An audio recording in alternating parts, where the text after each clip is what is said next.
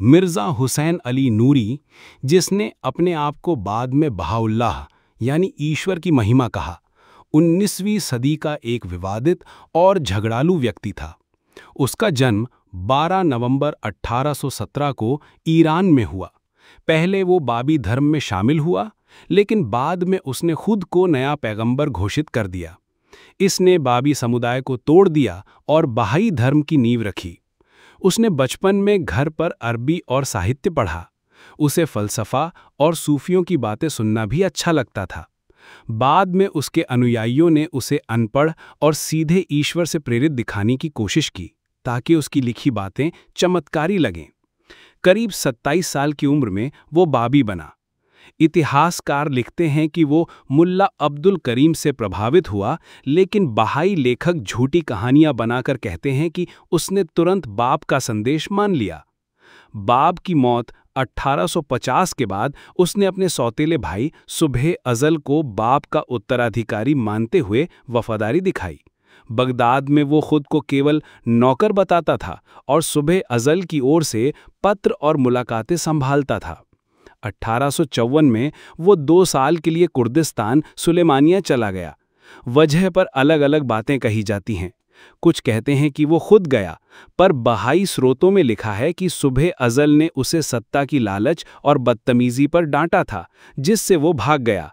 खुद बहाउल्लाह ने भी माना कि वो अज़ल के आदेश से ही वापस आया, लेकिन बाद में बहाई नेताओं ने अनुवाद बदलकर इसे छिपाने की कोशिश की। बहाई लोग कहते हैं कि बगदाद में रिजवान घोषणा हुई, लेकिन इसका कोई पुख्ता सबूत नहीं है।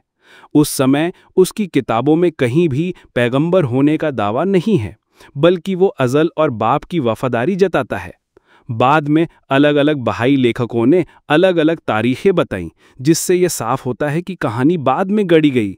एडर ने 1863 से 1868 में उसने अचानक दावा किया कि वही वो है जिसे ईश्वर प्रकट करेगा। अज़ल ने इस दावे को ठुकरा दिया और दोनों के बीच स्थायी फूट हो गई।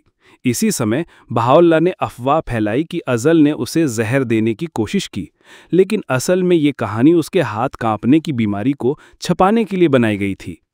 उसने अपने लिए बहा और बहाउल्लाह जैसे खिताब भी खुद गढ़ लिए।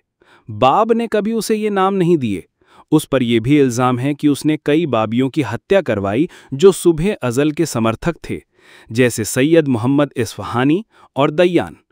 आलोचक कहते हैं कि बहाई धर्म झूठ और हिंसा में पैदा हुआ है। उसकी किताबें भी विरोधाभासों से भरी हैं। किताब अक़दस, जिसे बहाई धर्म की सबसे अहम किताब कहते हैं, उसके बेटों और साथियों ने दुरुस्त करके छापी। इसमें बाब की किताब बयान की बातें ही दोहराई गई हैं, बस कुछ कड़े कानून जोड़ दिए, जैसे कातिल को मौत की सज़ा और आग लगाने वाले को जला देना। किताब ईकान भी बाद में बदली गईं ताकि उसके दावे सही दिखें। कई जगह वो मानता है कि बाब का धर्म 1000 साल तक चलेगा, लेकिन साथ ही खुद को नया पैगंबर भी बताता है। उसने हमेशा अपना असली चेहरा छुपाया, बाहर से मुसलमान बनकर दिखाता रहा और अपने अनुयायियों को भी यही सिखाया। उसकी मौत के बाद भी उसका जनाजा मुस्लिम तरीके से हुआ। राजाओं और हुकूमतों से उसका व्यवहार भी दोहरा था। यूरोपीय नेताओं को चापलूसी भरे खत लिखे, लेकिन जब नेपोलियन तृतीय की हार हुई तो उसी को गालियां दी। ऑटोमन सुल्तान के सामने वो हमेशा वफादार बना रहा, ताकि वापस ईरान न भेजा जाए। ईरान के शाह के लिए जो पत्र लिखा वो कभी भेजा ही नहीं गया। 1892 में वो अक्का फिलिस्तीन में मर गया। अपनी वसीयत में उसने अपने बेटों अब्बास अफंदी यानी अब्दुल बहा और मिर्ज़ा मोहम्मद अली को उत्तराधिकारी बनाया, लेकिन अब्बास ने बाद में अपने पिता की वसीयत और कानूनों को बदल दिया और सत्ता अपने हाथ में रख ली। आखिरकार बहाउल्लाह की जिंदगी ये दिखाती है कि वो बाब का अनुयायी बनकर शुरू हुआ, लेकिन बाद में खुद को ऊपर दिखाने के लिए उसका रास्ता तोड़ दिया। उसने बाप के असली उत्तराधिकारी को ठुकराया, झूठ और हिंसा का सहारा लिया और अपनी किताबों को बदलकर लोगों को धोखा दिया। उसका छोड़ा हुआ धर्म शुरू से ही फूट और विवाद से भरा रहा।